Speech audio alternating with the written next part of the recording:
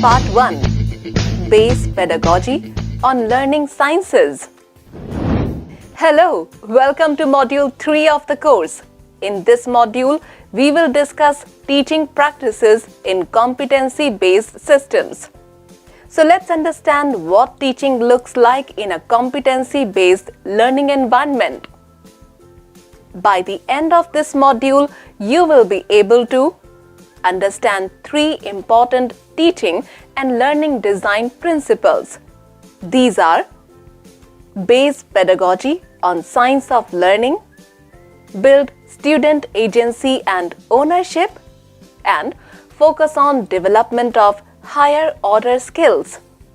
You will also be able to understand the role of teachers and the important competencies teachers need to develop to be successful in competency-based teaching environments. Let us begin with Part 1. In this topic, we will talk about the first principle, base pedagogy on learning sciences. The competency-based systems leverage teaching-learning approaches that are based on learning sciences. Learning sciences is an interdisciplinary field focusing on understanding the educational contexts and strategies that promote learning, relying on insights from fields such as cognitive science and psychology about how students learn and develop understanding around concepts and how their learning can be best supported by creating effective learning environments.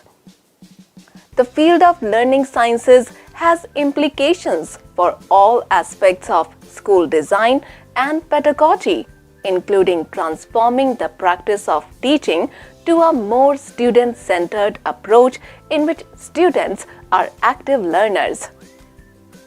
There are 7 core principles of the field of learning sciences that are important to understand. Let us study about them briefly. Firstly, learning is an activity carried out by the learner. Students do not simply absorb information and skills. Rather, learning requires active engagement and effort. Effort is influenced by motivation. Students are more motivated to learn when they value the task and feel confident that they will be successful with adequate support available from the teachers. Secondly, learning does not occur through a fixed progression of age-related stages. The mastery of new concepts happens gradually in a step-by-step manner. Learning is shaped by multiple factors, some of which are related to the neural, social, and emotional development of children. Others are dependent on the types of experiences and contexts provided for the learner to build new understanding on prior knowledge. Teachers must provide rich learning experiences and opportunities for students to learn, develop, and achieve.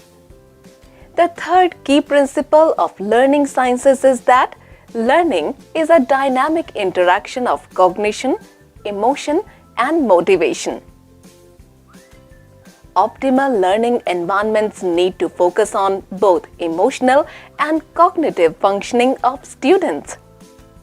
Teachers need to support students in learning more about their cognitive processes, which can thereby help increase their motivation. The next principle states that acquiring new knowledge and skills requires effective feedback. Feedback is a vital step in the learning process because it encourages a student's effort and achievement. Teachers in CBE classrooms provide task-focused feedback to students. The purpose of feedback is to assess student learning, identify gaps in understanding, and improve overall performance of the learners. The next principle talks about learning being shaped by the way information is processed and transferred into long-term memory. Working memory is a memory space of limited capacity where information is kept for a short duration of time and is quickly lost when it is not updated regularly.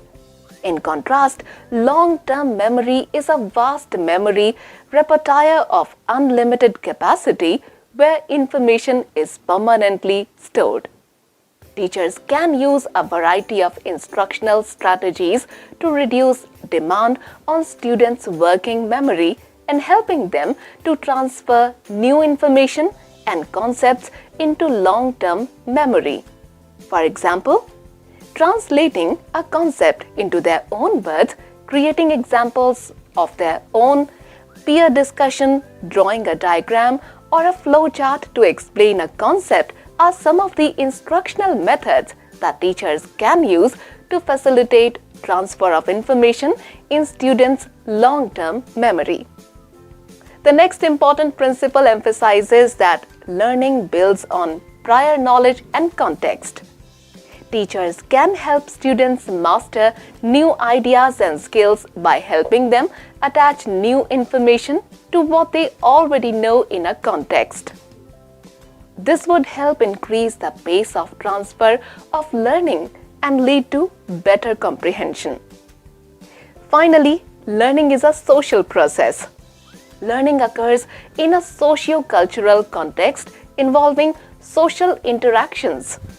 Learning develops over time through exposure to people, experiences, and environmental factors.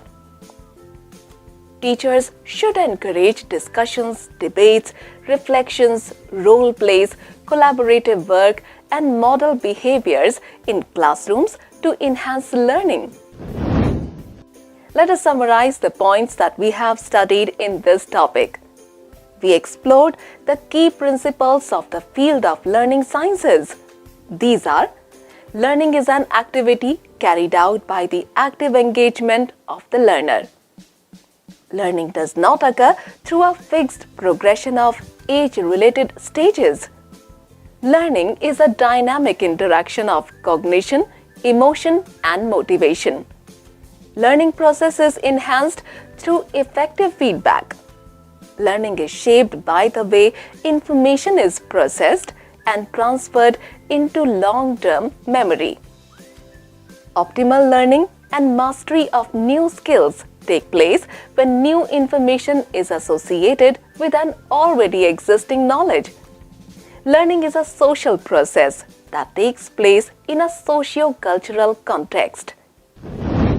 Great! You have completed the topic on the first teaching and learning design principle, base pedagogy on science of learning. The next topic is the second design principle of teaching and learning in CBE systems, that is build student agency and ownership. Till then, goodbye.